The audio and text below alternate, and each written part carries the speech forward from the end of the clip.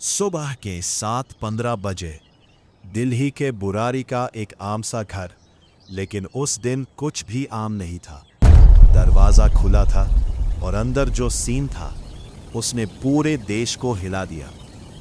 एक ही घर के 11 लोग, सब के सब एक ही तरीके से लटके हुए, आंखों पर पट्टी, हाथ बंधे हुए, जैसे किसी ने एक अजीब सा रिचुअल कंप्लीट किया हो। लेकिन सबसे बड़ा सवाल, ये सुसाइड था या कुछ और? 1 जुलाई 2018 जब दूध वाला घर के अंदर गया तो उसने तुरंत पुलिस को कॉल किया। ड्राइंग रूम के अंदर 11 बॉडीज एक गोल पैटर्न में लटकी हुई थी, बिल्कुल एक जैसे, एक ही पोजीशन में। नीचे जमीन पर घर की सबसे बड़ी मेंबर नारायणी देवी पड़ी हुई थी। पहली नजर में सबको लगा यह मर्डर है, लेकिन जैसे जैसे इन्वेस्टिगेशन आगे बढ़ी, कहानी और गहरी होती गई। पुलिस को घर के अंदर मिले कुछ रजिस्टर्स, डायरीज, हर पेज पर लिखी हुई थी अजीब इंस्ट्रक्शंस। मोक्ष का रास्ता, कैसे खड़े होना है, कैसे लटकना है, आंखों पर पट्टी कैसे बांधनी है, और सबसे शॉकिंग बात, ये सब लिखने वाला कोई और नहीं बल्कि घर का ही एक मेंबर था, ललित। उसका कहना था उसके पिताजी की आत्मा उससे गाइड कर रही है, और अगर सब कुछ सही तरीके से फॉलो किया गया तो पूरा परिवार बच जाएगा।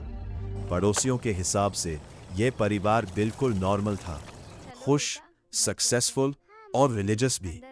लेकिन कभी किसी ने सोचा भी नहीं था कि अंदर ही अंदर कुछ इतना डेंजरस चल रहा है। एक्सपर्ट्स कहते हैं यह एक साइकोलॉजिकल कंडीशन हो सकती है, जहां एक इंसान का बिलीफ धीरे धीरे पूरे परिवार की रियलिटी बन जाता है। ललित का इन्फ्लुएंस इतना स्ट्रांग हो गया था कि उसकी हर बात बिना सवाल किए मानी जाने लगी। 30 जून की रात सब कुछ बिल्कुल नॉर्मल था। फैमिली ने डिनर किया, रूटीन बातें हुई। किसी को अंदाजा भी नहीं था कि ये उनकी जिंदगी की आखिरी रात है। फिर शुरू हुआ एक रिचुअल। एक एक करके सब लोग खड़े हुए, हाथ बंधे, आंखों पर पट्टी। उन्हें लगता था यह सिर्फ एक टेस्ट है, आखिरी पल में कोई उन्हें बचाने आएगा। लेकिन कोई नहीं आया। इन्वेस्टिगेशन के बाद पुलिस ने कंक्लूड किया यह मैस सुसाइड था। किसी बाहरी आदमी का कोई प्रूफ नहीं मिला। लेकिन आज भी कई लोग इस बात को नहीं मानते। इतना परफेक्टली प्लान्ड सीन क्या सिर्फ एक परिवार खुद कर सकता है, या फिर कोई ऐसा राज है जो हमेशा के लिए छुप गया? बुरारी का ये केस हमें एक चीज समझाता है, जब विश्वास अंधविश्वास बन जाता है तो सच और मौत के बीच की लाइन धुंधली हो जाती है।